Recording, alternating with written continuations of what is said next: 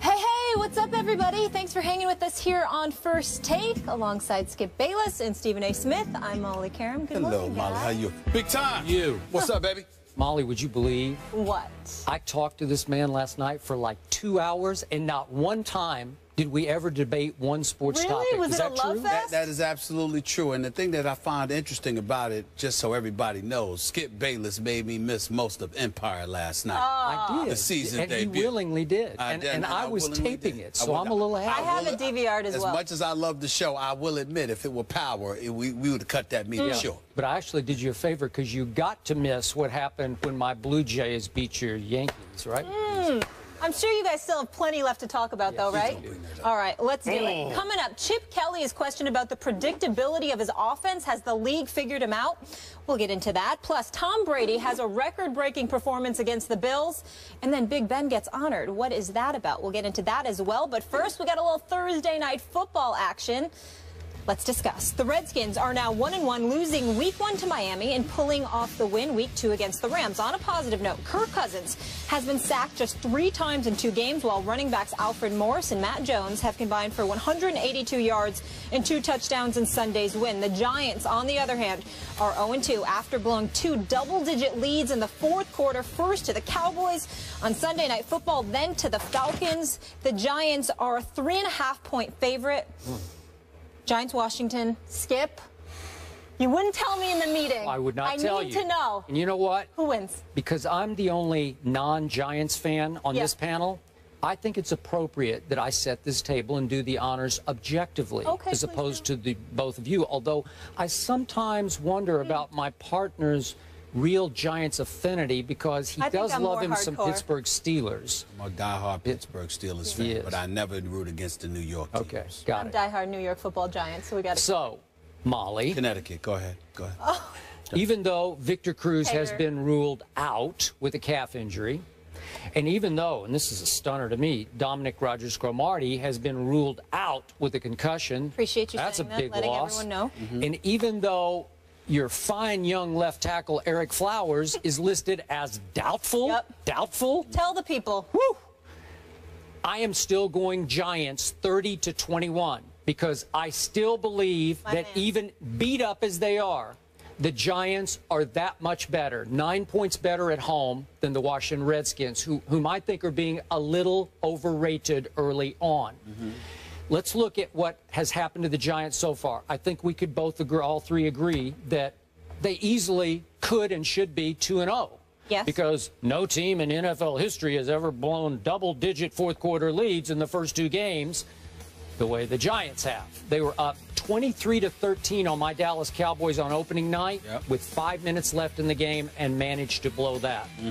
They were up on the Atlanta Falcons at home last Sunday, 20-10.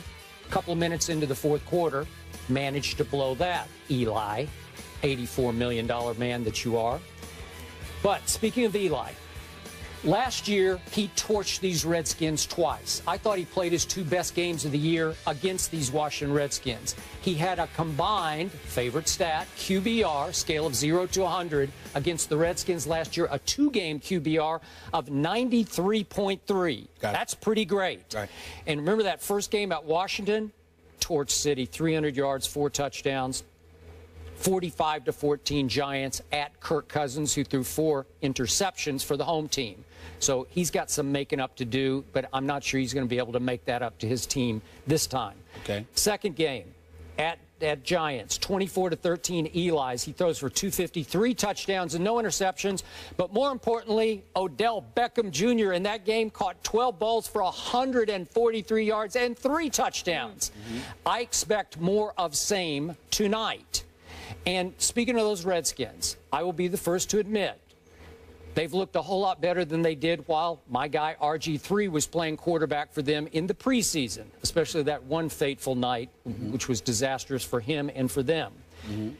But I am here to submit to you, Mr. Smith, that even though they hung in with the Miami Dolphins, we are way overrating the Miami Dolphins so far. I said before the year they were not going to make the playoffs, even though some people I know were picking them to win the AFC East. Are you kidding me?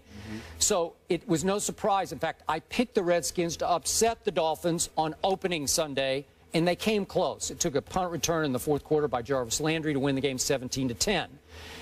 And then last Sunday at home, those Redskins, I thought, caught the St. Louis Rams sleeping on them because the Rams are coming off a huge emotional home opening day victory, remember, over the Seattle Seahawks. We're going to talk about them pretty soon.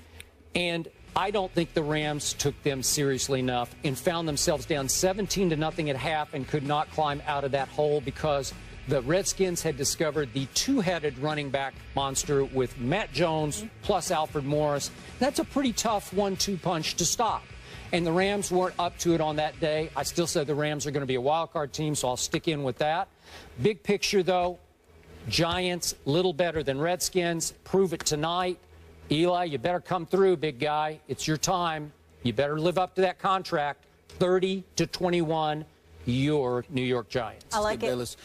I don't blame y'all for liking it. These are the New York Giants that we're talking about here, and we're talking about Eli Manning, who hasn't thrown an interception thus far this season, thank the good Lord. Shane Vereen is their second leading receiver. Actually, he's tied with as many receptions as Odell Beckham Jr. Both of them have 12 on the season. Obviously, the Giants were in both games. They should have won the opener against Dallas. They blew it. Obviously, they had a 10-point lead against the Atlanta Falcons in the fourth quarter. They blew it, and this is a division rivalry. So the obvious pick is to go with the Giants, no question about it, but I'm not doing it. On this particular night, Skip, I have to admit, I'm leaning towards the Redskins, and that's who I'm picking to win. Did I just change your pick? No, you didn't. In case I made, no, okay, I just want to make sure. No, you didn't. I thought about it long and hard last night, and I'm looking at the Redskins defense. Skip Bayless, they are ranked. They have the third-ranked defense in the NFL this year, giving up 13.5 points a game. I think in yards, they're number one. They're number one in yards allowed. They're number 2 in yards allowed passing-wise. They're number 4 in yards allowed rushing-wise. They've got the 4th-ranked defense against the rush, the number 2-ranked defense against the pass, number 1 in yards allowed, okay? And then the number 3 ranked defense overall. I'm looking at that, and I'm saying if you're the New York Giants, you're going to have a problem because you don't have Victor Cruz tonight. You've got Odell Beckham Jr. It's not an accident that your second leading receiver is Shane Vereen. Fresh off 11 receptions in the Super Bowl for the New England Patriots, he becomes a New York Giants and has been playing relatively effective out of the backfield as a pass catcher. I think if you're the Washington Redskins rather, and you have an opportunity to key on Beckham and Victor Cruz as opposed to Shane Vereen, I think you take the latter. I think you can worry. I think you feel like you could handle Shane Vereen a bit better than you would be able to handle Victor Cruz and Odell Beckham Jr. The fact that Victor Cruz is out for tonight's game, I think, is an incredible, incredible thing for the Washington Redskins. I think it's something that's going to work to their advantage. They've got some cats on the defensive squad. You still got D'Angelo Hall back there. You still got Golston back there. You still got a few other guys. Kerrigan's back there as well, getting the sack.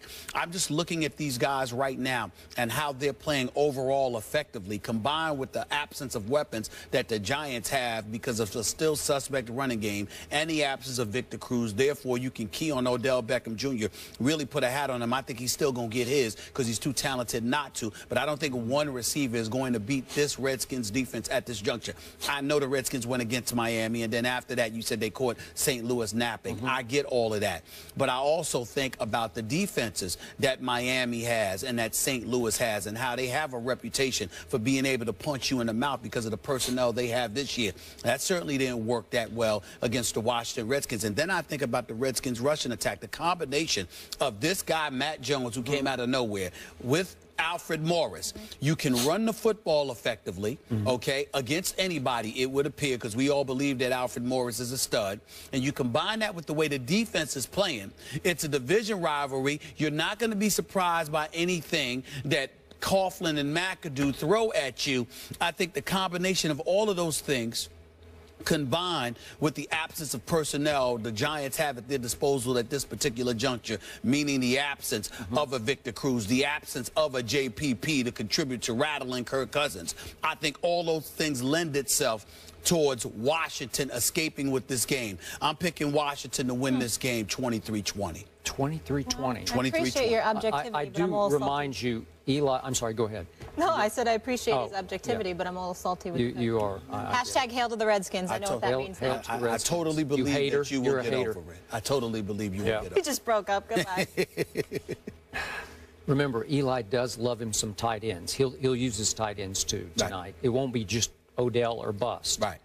And that Redskin defense, did it really add anyone that made it that much better? Is it still pretty much the same personnel that it was a year ago? Guys were nipped and nicked up a little bit. They weren't as healthy as they appear to be right now. Okay. I'm just not buying the Redskins yet, but we will see tonight.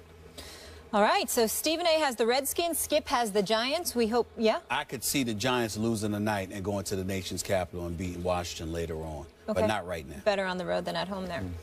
All right, that's their picks. We want to hear from you guys. Weigh in on Twitter using the hashtag TakeNYG or TakeWashington, and we will share those results in just a little bit.